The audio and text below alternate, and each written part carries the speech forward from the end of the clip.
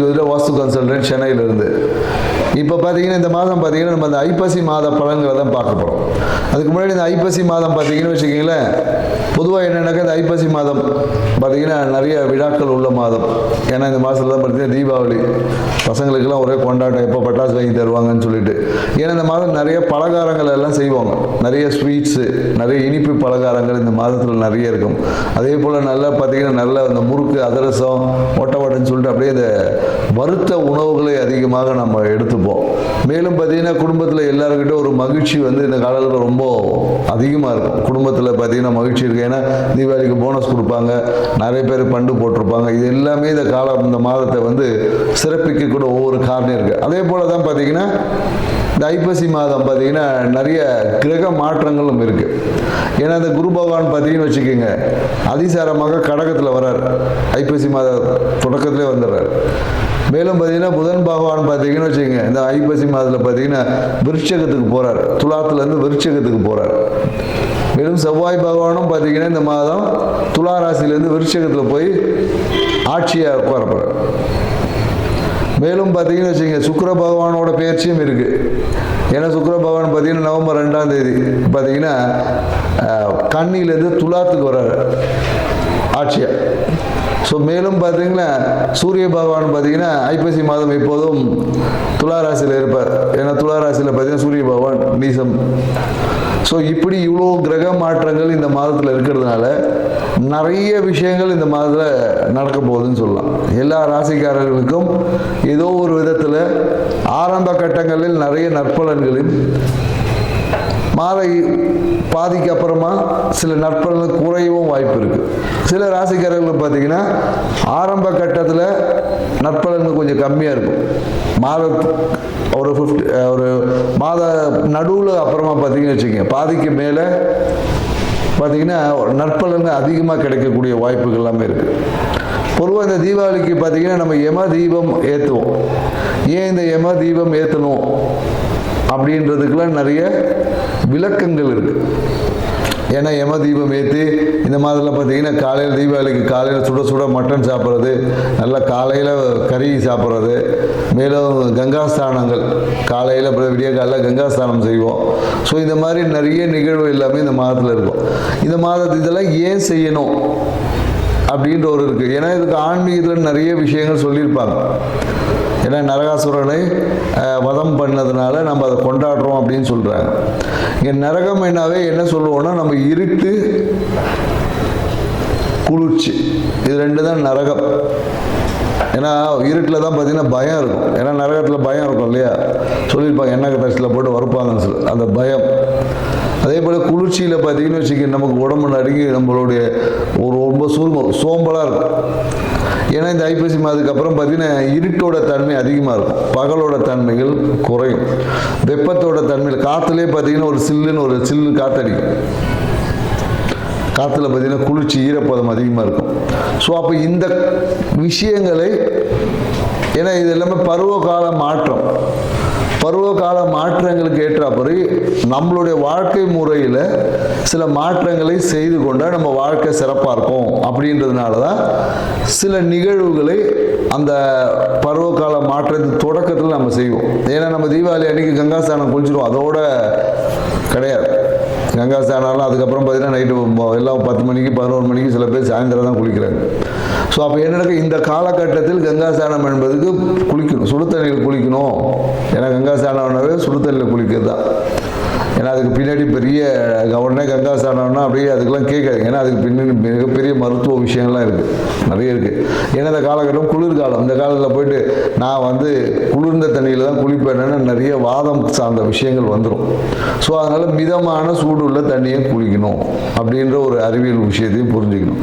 மேலும் இந்த காலகட்டத்தில் என்னென்னாக்கா வறண்ட உணவுகள், அதாவது இந்த காலத்தில் போயிட்டு நான் பழம் சாப்பிட்டாலும் சளி பிடிச்சிடும், ஃப்ரூட்ஸ்லாம் அதிகமாக இந்த காலகட்டம் எடுக்கக்கூடாது. வறண்ட உணவுகள், ஆயில் ஐட்டமாக எடுக்கணும். ஏன்னா கொழுப்புத்தன்மை நம்ம உடம்புல இருந்தால் தான் குளிரை எதிர்கொள்ளக்கூடிய ஆற்றல் நமக்கு கிடைக்கும்.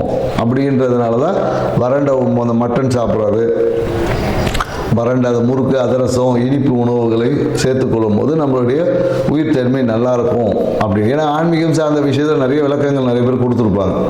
ஸோ நம்ம இது வாழ்வியல் சார்ந்த விஷயத்தில் ஒரு சிறிய விளக்கத்தை நம்ம புரிஞ்சுக்கணும். எதுக்கு இந்த காலகட்டத்தில் பொங்கல் அப்போ ஏன் பொங்கல் தான் செய்கிறோம் இல்லையா, அப்போ ஏன் அதிரசம் முறுக்கெல்லாம் செய்கிறதில்லை நம்ம. ஸோ பருவ காலங்களுக்கு ஏற்ற மாதிரி நம்மளுடைய உணவு பழக்க வழக்கம் இதை தான் பாரம்பரியம் சொல்லுது. ஏன்னா நம்ம இன்னைக்கு பாரம்பரிய விஷயங்களில் நிறைய மறந்துட்டோம். தீபாவளி வந்தால் ஒரு சினிமா பார்க்குறதோட முடிஞ்சு போச்சு. போய் புது படம் பார்த்துட்டு 4 பட்டாசு வெடிச்சுட்டு கவுந்தடிச்சு படுத்துக்க வேண்டியதாக இருக்குது. ஸோ இது வாழ்க்கையில் நம்ம முன்னோர்கள் நமக்கு கொடுத்த வரக்கூடிய காலங்களில் எதிர்கொள்ளக்கூடிய ஆற்றல் நம்ம ப்ரிப்பரேஷன். ஏன்னா மார்கழி மாதம் குளிர் தாங்க முடியாது. அதுக்கான ப்ரிப்பரேஷனை முன்னாடியிலேருந்து இந்த காலகட்டத்தில் நம்ம தொடங்கும். ஏன்னா அடுத்தது கார்த்திகை மாதம். அப்போ பார்த்தீங்கன்னா கார்த்திகை தீபம் ஏற்றுவோம். ஸோ வெளிச்சத்தை, வெப்பத்தை அதிகம் பண்ணுவோம்.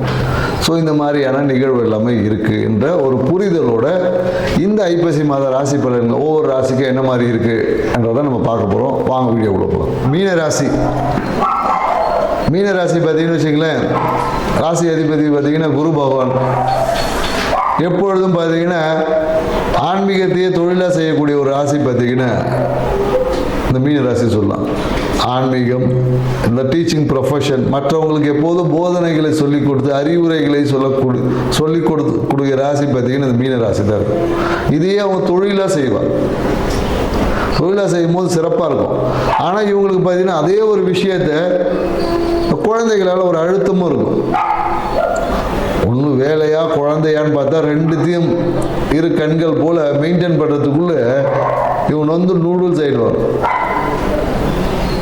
நிறைய மீனராசிக்காரன் பார்த்துருக்கும். குழந்தைய மெயின்டைன் பண்ணணும், அதே டைமில் பார்த்தீங்கன்னா வேலையில் ஒரு அப்பாயின்மெண்ட் இருக்கும். இதை மெயின்டைன் பண்ணுறதா, இதை மெயின்டைன் பண்ண ரெண்டுத்தையும் ஒரு சேர அப்படியே போயிட்டுக்குள்ளே இவங்க பார்த்தீங்கன்னா அன்றைக்கி டயர்டாகிடுவாங்க. ஸோ இந்த மாதிரி நிகழ்வுகள் எப்போதும் மீனராசிக்காரர்கள் லைஃப்பில் நடந்துட்டு இருக்குமா? கண்டிப்பாக இது நடக்கும். இதெல்லாம் ஓவர் கம் பண்ணி தான் நீங்கள் பயணிச்சு ஆகணும். ரெண்டும் இரு கண்களை போல எடுத்து பாவித்து பயணிச்சுட்டு தான் இருக்கும். ஸோ இந்த மாதம், இந்த ஐப்பசி மாதம் பார்த்தீங்கன்னு வச்சுக்க, 4ல் இருந்த குரு பகவான் இப்போ 5ஆம் இடமான பூர்வ புண்ணிய ஸ்தானத்துக்கு வர. ஸோ அப்போ இந்த காலகட்டத்தில் பார்த்தீங்கன்னா உங்களோட பூர்வ புண்ணியம் ரொம்ப சிறப்பாக இருக்கும். பூர்வ புண்ணியம் பார்த்தீங்கன்னா மிக சிறப்பாக இருக்கும். நிறைய பேர் என்னக்கா குலதெய்வ வழிபாடு செய்வாங்க, இல்லை குலதெய்வ பூர்வீகத்துக்கு நிறைய போயிட்டு வருவாங்க. பூர்வீகத்துக்கு செல்வது, பூர்வீகத்தில் போயிட்டு குலதெய்வ வழிபாடுகளை செய்வது, அதன் மூலமாக உங்களோட ஆன்மீக நாட்டம் வந்துடும். மனசில் புதிய ஆன்மீக சிந்தனைகள் பெருகும். நிறைய பார்த்தீங்கன்னா ஆன்மீக வட்டம், உங்களை சுற்றி இருக்கக்கூடிய அந்த நண்பர்களோட ஆன்மீக வட்டம் அதிகமாகும்.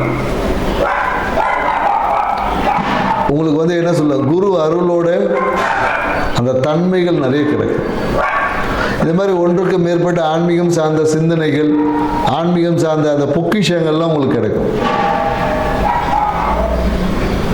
இது கிடைக்கும் போது என்ன ஆகும்னா, இதுவே உங்கள் வாழ்க்கையில் அழுத்தமாகவும் மாறலாம். ஏன்னா இது எப்படி காசு ஆக்குறது, இது எப்படி பிஸ்னஸ் ஆகுதுன்னு தெரியாமல் ஒரு டிப்ரெஷனும் உருவாகும். ஏன்னா ஒரு இடத்துல ஒன்று வழுக்கும் போது இன்னொன்று குறையும் இல்லையா? அப்போ இந்த விஷயத்தில் ஒரு சிறிய அழுத்தமும் ஏற்படும் அப்படின்னு சொல்லலாம். நிறைய பேருக்கு பார்த்தீங்கன்னா இந்த காலகட்டத்தில் மீனராசிக்காரங்களுக்கு படிக்கக்கூடிய மாணவர்களாக இருந்தால், இளம் வயதில் இருக்கவங்களுக்கு மனம் விரும்பிய வாழ்க்கை அமையும். ஆசைப்பட்ட பொண்ணை கல்யாணம் பண்ணுவாங்க, புதிய காதல் எல்லாமே மலரும். சரிங்களா? ஸோ விரும்பிய இடங்களுக்கு பயணிப்பது, நிறைய பேருக்கு புதிய வேலை தேடுறவங்களுக்கெல்லாம் இந்த காலத்தில் வேலை என்பது கிடைக்காது. ஏற்கனவே வேலை செய்தவங்களுக்கு பார்த்தீங்கன்னா ப்ரொமோஷனை தூண்டும். இந்த காலகட்டம் ப்ரொமோஷன் வர வாய்ப்புகள் இருக்குது. இல்லை வேலைக்காக வெளியூர் போயிடறாங்க, விசா அடிக்கணும், விசா அடித்து கொடுத்துருவோம். விசாலாம் தயாராக இருக்கும். வெளியூர் போகக்கூடிய வாய்ப்புகளுக்கு, வேலை மாற்றம் செய்யக்கூடிய வாய்ப்புகள் உண்டு. புதுசாக வேலை செய்கிறவங்களுக்கு தான் இங்கே பிரச்சனை. ஏன்னா என்ன பண்ணுவாங்க, இந்த காலத்தில் எங்கள் வீட்டு பக்கத்துலேயே ஒரு வேலை அமையணும்னு பார்த்துன்னு உட்காந்துருப்பாங்க. இந்த காலகட்டத்தில் வெளியூரில் வேலை தேடினா மட்டும்தான் கிடைக்கும், உள்ளூர்லலாம் வேலை கிடைக்காது. சரிங்களா?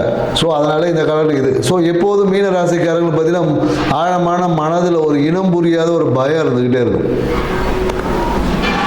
ஏன்னா நிறைய விஷயங்களை பற்றி அனுபவங்கள் அதிகமாகும் போது அது சார்ந்த பயமும் கூட இப்போ நம்ம எப்படி துணிக்கடையில் ஒரு துணி வாங்கும் போது ஒரு பை கொடுப்பாங்க இல்லையா,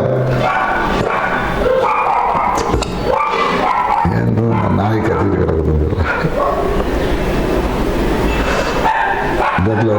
இந்த இடத்துல நோட் பண்ணிக்கணும்.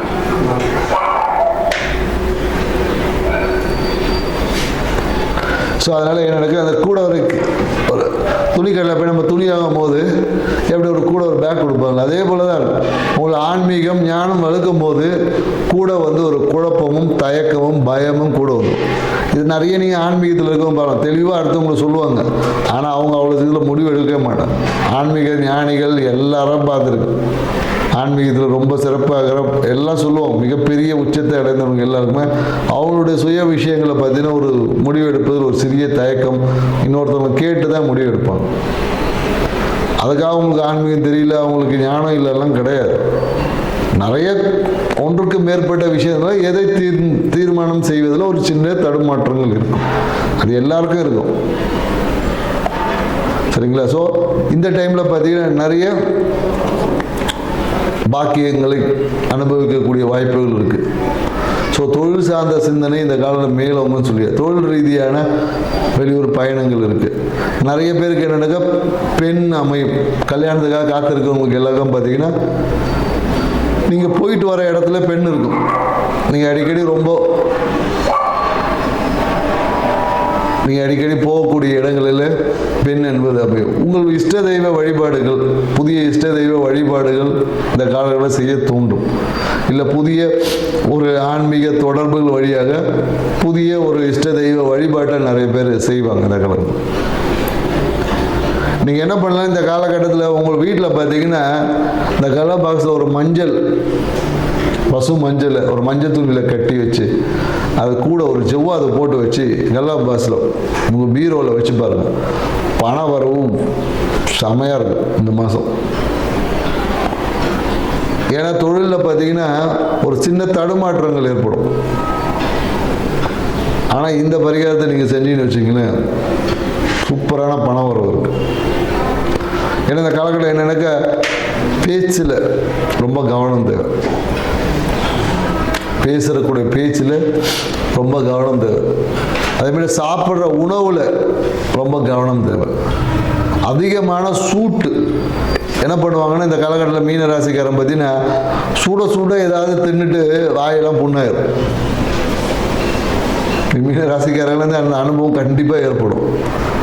அவசரமாக இந்த சுட டீயை குடிச்சிடுறது, இல்லை ஏதோ ஒன்று ஆசைப்பட்டு இந்த சில பேர் பஜ்ஜி சாப்பிட்றன்ற பேர் சுட எடுத்து வச்சுட்டு நாக்கில் அப்படியே சுட்டுக்கிறது. இந்த மாதிரி வாயில் சூட்டு புண்கள் ஏற்படும். அதனால் கொஞ்சம் கவனமாக பொறுமையாக சாப்பிடு. ஏன்னா சாப்பிட்றதுல பார்த்தீங்கன்னா ரொம்ப வேகமாக அடித்து கவுத்துறது எல்லா விஷயத்தையும். இந்த அவசரம் சாப்பிட்றதுல பார்த்தீங்கன்னா ஒரு பொறுமை இருக்குது, வேகமாக சாப்பிட்றது. வேகமாக சாப்பிட்டு அதுவே உங்களோட ஜீரண குறைபாடுக்கு அதான் காரணம். ரசித்து ருசித்து சாப்பிடக்கூடிய உணவு நல்ல ஜீரணம் ஆகிடும். அவசரமாக அள்ளி போட்டுட்டு போயிட்டிங்கன்னா அங்கே அந்த ஹார்மோன் சேஞ்ச், அந்த உமிழ்நீர் கலப்புகள் வித்தியாசப்படும் போது அதுவே செரிமான கோளாறுக்கு காரணம் ஆகிடும். மேலும் எனக்கு இந்த காலகட்டத்தில் பார்த்தீங்கன்னா மீனராசிக்காருக்கு இந்த சிறுநீருக்கு அந்த யூரின் பாதையில் ஏதாவது ஒரு சிறிய தொற்றுகள் எல்லாமே வரும். யூரின் போகிறதுல ஃப்ரீயாக போகாது, ஏதாவது ஒரு அடைச்சிக்கிற மாதிரியான ஒரு ஃபீலிங் எல்லாமே இந்த காலகட்டத்தில் ஏற்படும். சரிங்களா? ஏற்பட்டு சரியாயிடும். நிறைய தண்ணி குடிக்கணும். சரிங்களா? நிறைய தண்ணி குடிக்கணும். உடம்புல நீர்த்தன்மையை சரியான முறையில் வைத்திருக்கணும், மெயின்டைன் பண்ணணும். ஏன்னா இந்த நீர்த்தன்மை குறைபாடால் நிறைய உபாதைகள் எல்லாமே வரும்.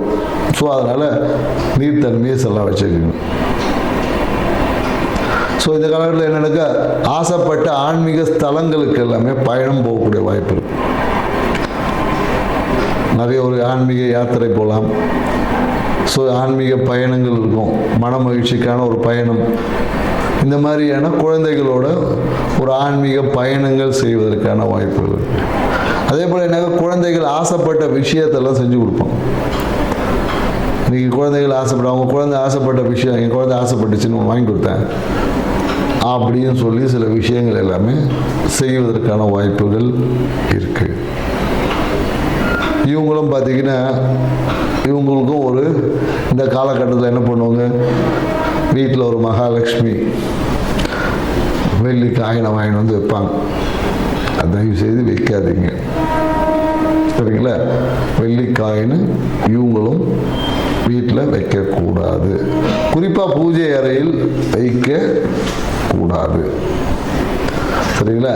ஸோ மீன ராசிக்காரர்களுக்கும் பூஜை அறையில் வெள்ளி பொருட்களை வைக்கக்கூடாது. அதை வைக்கும் போது குடும்பத்தில் நிறைய பிரச்சனைகள் வருகிறது.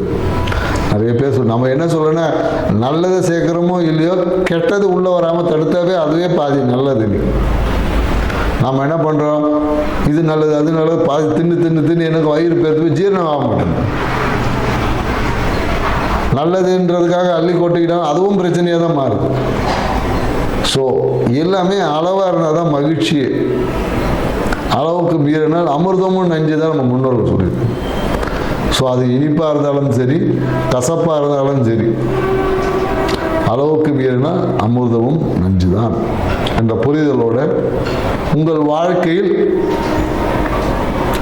அனைத்து இன்பம் மகிழ்ச்சி பெருக உங்கள் பீரோவில் இந்த மாதம் ஒரு பசு மஞ்சள் பட்டு துணி போட்டு முடிஞ்சால் அதில் ஒரு தங்க காயினை வச்சு பீரோவில் வச்சு பாருங்கள். அது கூட அந்த செவ்வாதையும் சேர்த்துக்கினா அது உங்களுடைய வாழ்க்கையில் தேவையான பொருளாதாரத்தை ஈர்த்து கொடுக்கும். திடீர் அதிர்ஷ்டங்கள்லாம் ஒரு தொழிலில் உருவாகும். திடீர்னு பார்த்தா ஒரு ஜாக்பாட் மாதிரி டக்குன்னு ஒரு அமௌண்ட் வரும். இது எல்லாமே உங்களுடைய பொருளாதார நிலையை அபரிவிதமாக உயர்த்தும். இந்த ஒரு விஷயத்தை செஞ்சு பாருங்கள். உங்கள் வாழ்க்கை இந்த தீபாவளியில் எப்படி மகிழ்ச்சி பொங்குதோ அதே போல் என்றும் மகிழ்ச்சி பொங்கக்கூடியதாக இருக்கும். செஞ்சு பாருங்கள், வாழ்க்கை சிறப்பாக்கலாம். நன்றி, வணக்கம். அனைவருக்கும் தீபாவளி திருநாள் நல்வாழ்த்துக்கள்.